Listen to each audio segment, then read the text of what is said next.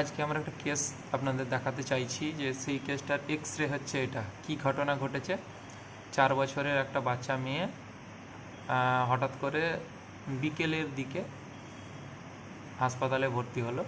কি হয়েছে, কেরোসিন খেয়ে নিয়েছে, কতটুকু জানি না, একটুখানি হয়তো খেয়েছে, মুখ দিয়ে ফেলে দিয়েছে বাড়ির লোকের কথা মতো। বাড়ির লোককে প্রথমেই বলে দেওয়া হয়েছিল এই বাচ্চা কিন্তু আপাতত কিছু মনে হচ্ছে না, কিন্তু পরবর্তীতে হঠাৎ করে বহু খারাপ হয়ে যাবে, তারা বিশ্বাস করতে চায়নি। স্বাভাবিকভাবে ভর্তি হয়ে থাকার পরে বাচ্চাটার জ্বর 3 দিন হতে চললো, এখনও অবধি কমছে না, বারবার দিনে 4বার 5বার জ্বর আসতেই আছে। শ্বাসকষ্ট হয়েছিল, কিছুটা কমেছে, কাশি চলতেই আছে। এই যে দেখুন, ওর এক্স-রে আমরা পরবর্তীতে করালাম। এক্স-রেতে এই জায়গাটা পুরো কালো থাকার কথা, এটার মতো এই জায়গাগুলো কালো, ঠিক এই জায়গাটা এতটা কালো থাকার কথা, কিন্তু কি হয়েছে দেখুন, পুরো সাদা হয়ে গেছে, এই জায়গাটা ছাপ ছাপ ছাপ ছাপ হয়ে আছে। মানে এটাকে বলা হয় নিউমোনিয়া। কি নিউমোনিয়া? Chemical pneumonia. হঠাৎ করে বাচ্চা যখন আপনার কেরোসিনটা খায়, সেটা তো আর সরাসরি ফুসফুসে যায় না, সেটা পাকস্থলীতে চলে যায়।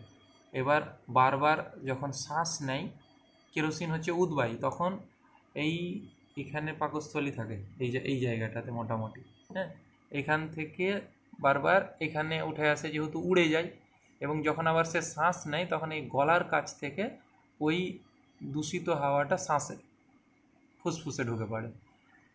তাহলে এই জন্যই বারবার এরকম যখন হতে থাকে, মোটামুটি কেরোসিন কিংবা তারপিন তেল খাওয়ার 6 ঘন্টা 7 ঘন্টা পরে, কিংবা 48 ঘন্টা অবধিও হতে পারে এরকম, ঠিক আছে, তখন এই ফুসফুসগুলো এরকম ইনফেকশন হয়ে যায়, ঠিক আছে। এই যে এটা কেমিক্যাল নিউমোনাইটিস, আবার বলছি মাথায় রাখুন, কেমিক্যাল নিউমোনাইটিস। স্বাভাবিকভাবেই বাচ্চা কিন্তু আপনার প্রথমে কিছুই থাকে না, কিন্তু পরবর্তীতে নিউমোনিয়ার ফিচার মানে জ্বর, সর্দি কাশি, ঠান্ডা লাগা, হঠাৎ করে শ্বাসকষ্ট এবং খারাপ, বাচ্চা খুবই খারাপ হয়ে যাওয়া, মরেও যেতে পারে, এরকম একটা ব্যাপার, ঠিক আছে। বেশিরভাগ বাবা মা এই বিষয়গুলোতে প্রচণ্ড গাফিলতির শিকার হন। কিছু হয়নি, 24 ঘন্টা অবধি কিছু হয়নি, তার মানে আর কিছু হবে না হয়তো, কিন্তু না, এই যে এটা যেমন প্রচুর খারাপ হয়ে গেছে বাচ্চা, তো স্বাভাবিকভাবে বলার বিষয় একটাই, কেরোসিন তেলটাকে নাগালের বাইরে রাখুন আপনার বাচ্চার, যেহেতু জলের মতন দেখতে স্বচ্ছ, তো স্বাভাবিকভাবেই বাচ্চারা জল না কেরোসিন বুঝতে পারে না, ওদের সেই বোধ তৈরি হয়নি। তাহলে আবার বাবা মা হিসাবে আপনাকেই সেই জিনিসটা খেয়াল রাখতে হবে। আর না হলে একটা জিনিস মাথায় রাখবেন, ডাক্তারের বাচ্চাটি আপনার সম্পূর্ণ নিজের, ডাক্তারের কেউ নয়, ক্ষতি হলে আপনারই হবে, ডাক্তারের নয়।